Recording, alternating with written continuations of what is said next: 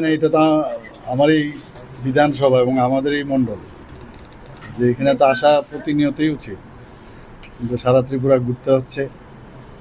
আর অনেক কাজ থাকে, আপনারা জানেন, তো সময় সময় আসি এখানে।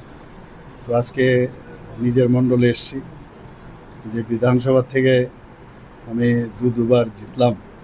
তো এখানে যারা কার্যকর্তারা আছেন, মণ্ডল প্রেসিডেন্ট রয়েছে, ডিস্ট্রিক্ট প্রেসিডেন্ট তো আছেনই, এছাড়া আগের যিনি মণ্ডল সভাপতি থেকে আরম্ভ করে ডিস্ট্রিক্টের অনেক কার্যকর্তারা এখানে আছেন। তাদের সাথে কথাবার্তা বলা, আগামী দিন কীভাবে আমাদের পথ চলা সেই বিষয়ে আলোচনা রাখা, এবং আশা মানেই সবার সাথে একটা সম্পর্ক স্থাপন হয়।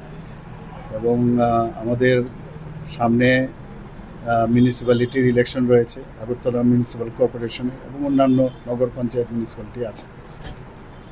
যেহেতু এটা আগরতলা মিউনিসিপ্যাল কর্পোরেশনের আন্ডারে, তো এখানেও আগামী দিন আমাদের কী করা উচিত, কীভাবে আমাদের কর্মপন্থা সেই বিষয়ে আলোচনা।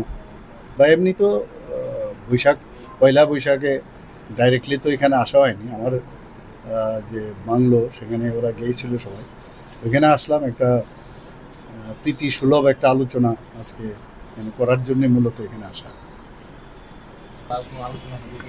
হ্যাঁ, নিশ্চয়ই এগুলো তো আমাদের মণ্ডলের কী কী অ্যাক্টিভিটি থাকবে সেটা, এবং এখন থেকে আমরা প্রস্তুতি সেটা করতে হবে আমাদের। বিশেষ করে আমার এই বিধানসভার অন্তর্গত, যেহেতু আমি মণ্ডলে এসেছি, এখানে যে আমাদের 7টা মতো আমাদের কর্পোরেটর আছেন, তো বিভিন্ন যে 7টা ওয়ার্ড, সেই ওয়ার্ডের বিষয়ে কিভাবে আমাদের কতটুকু কাজ হয়েছে, আরও কোন কোন জায়গায় এখনও কাজ কমপ্লিট হয়নি, এবং সেই কাজগুলো ত্বরান্বিত করা, কীভাবে ত্বরান্বিত করা যায়, বা কোথাও কোনো জায়গায় কাজ এখনও সমাপ্তি হয়নি, সেই বিষয়ে আলোচনা হবে।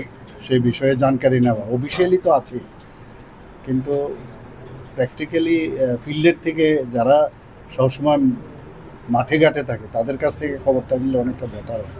সেই বিষয়ে পুরোটা আলোচনা রাখা।